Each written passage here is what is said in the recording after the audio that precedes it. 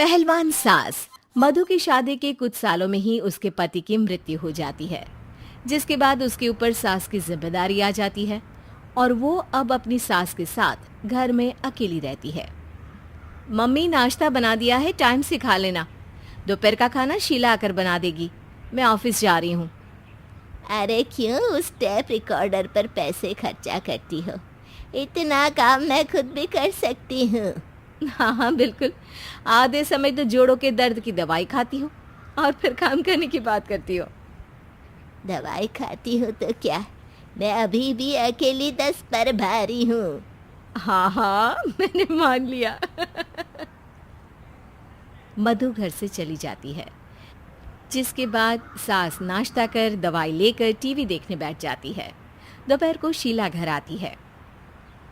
अरे क्यों माँ जी, आज किस बात से मेरी नौकरी बची? अरे चल, ज्यादा बक मत कर, काम कर अपना। शीला खाना बनाने लगती है और सास वहीं पास में बैठ जाती है। माँ जी, मैं तो हमेशा ही बोलती हूँ, दीदी की दूसरी शादी करा दो। कब तक आप दो औरतें घर में अकेली रहोगी? आजकल माहौल भी बहुत खराब है और फिर दीदी की उम्र भी तो निकली जा रही है ना। तेरा नाम टेप रिकॉर्डर सही रखा है मैंने।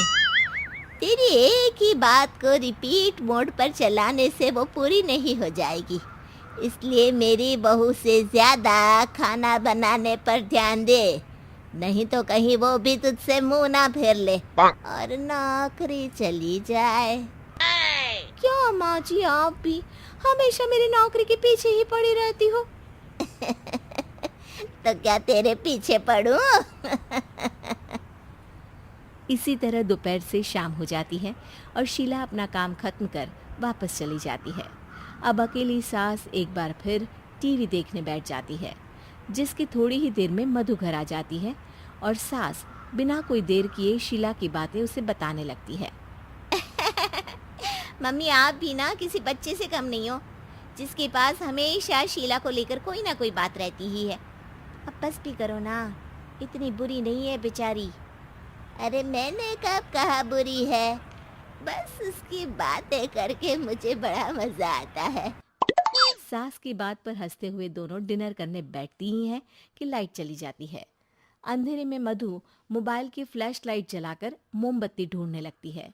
तभी उसे हॉल में कुछ गिरने की आवाज आती है। मम्मी, आप अंधेरे में इधर उधर क्यों घूम रही हो? अरे तेरे पीछे ही तो खड़ी हूँ। हाँ, अगर आप यहाँ हो तो वो हॉल में सामान कैसा गिरा? भूत आया। अरे मुझे क्या पता, जाकर देखना पड़ेगा ना। दोनों हॉल में जाते हैं, लेकिन वहां कोई नहीं होता। अब उन्हें कमरे में से सामान गिरने की आवाज आती है। लगता है ये भूत चोरी करने आया है, इसे वापस कब्र में पहुंचाना ही पड़ेगा। बस हाँ, आप ज्यादा ना 30 मार खा मत बनो, मैं पुलिस को फोन करती हूँ। अरे जब तक तेरी पुलिस आएगी तब तक क्या वो हमारे साथ बैठकर अंताक्षरी खेलेगा? हट डरपोक, संभालने दे मुझे।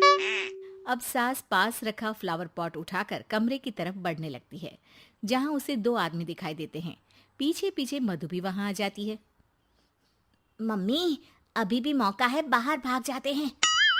मधु की आवाज सुन चोर चौकन्ने हो जाते हैं। ओए तुम दोनों, जहां हो वहीं खड़ी रहना, नहीं तो दोनों को गोली मार दूंगा। अरे तुम दोनों अभी के अभी बाहर जाओ, नहीं तो मैं तुम्हें जिंदा नहीं छोड़ूंगी। ये बुढ़िया हमें धमकी दे रही है।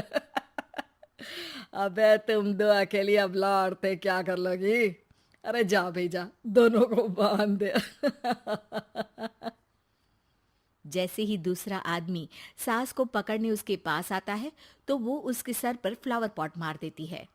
उसके सर से खून बहने लगता है, जिसे देख दूसरा आदमी गन निकालकर हवा में गोली चला देता है, जिससे बचते हुए दोनों सास बहू वहां से भाग जाती हैं। अब वो तीनों एक दूसरे के आगे पीछे पूरे घर में भागने लगते हैं। मम्मी, आपने तो सच में उसे मार दिया। तो मजाक में कौन मारता है? और अभी तुम मेरे साथ ही रहना, नहीं तो पक्का मारी जाओगी। ये औरतों को कमजोर समझता है ना। आज इसे औरतों की ऐसी ताकत दिखाऊंगी कि ये आदमी पैदा होने पर शर्म करेगा। ये अचानक आपके अंदर झांसी की रानी कहाँ से जाग गई? वैसे तो हमेशा जोड़ों में दर्द बोलती रहती हो। अभी तुम्हें जान बचानी है या जोड़ों के दर्द की कहानी सुननी है? मधु और उसकी सास कमरे में जाकर दरवाजा अंदर से बंद कर लेते हैं, जिस पर चोर बाहर खड़ा दरवाजा बजाते हुए उन्हें आवाज लगाने लगता है। क्यों डर गई? अरे वैसे तो बहुत धमकी दे रही थी। गेट खोल अब बुढ़िया। अबे पागल, धमकी देने और होशियार होने में फर्क होता है, पर ये दिमाग वाले काम तुझे तो समझ में नहीं आएंगे। रुक, अभी तेरा दिमाग ही बाहर निकालता हूँ। ये कहते हुए चोर गोली चलाने ही वाला होता है कि सास अचानक दरवाजा खोलकर उसके मुंह पर परफ्यूम डाल देती है, जिससे चोर गन फेंककर दर्द से चिल्लाने लगता है। मम्मी, अरे बहुत दर्द हो रहा है, कोई बचाओ, इसे हटाओ प्लीज। मैं किसी को कुछ नहीं करूंगा। क्यों रे, क्या थोड़ा सा दर्द होते ही मम्मी मम्मी करने लगा? अभी तो औरतों को कमजोर बोल रहा था। भूलियो मत, एक औरत ने ही तुझे इस दुनिया में जन्म दिया है, और वो भी तुझे ये दर्द हो रहा है ना, उससे लाख गुना ज्यादा दर्द सहकर। इसलिए औरतों को दोबारा कमजोर भूल कर भी मत बोलियो। वाह मम्मी, आपका ये रूप तो मुझे पता ही नहीं था। आपने तो कमाल ही कर दिया। कहा था ना, अकेली ही 10 पर भारी पड़ सकती हूँ। ये तो फिर भी 2 ही थे। इतनी देर में पुलिस भी वहां पहुंच जाती है। आ गए आप, कर लो इन्हें अरेस्ट और जेल में बैठकर अंताक्षरी खेलना।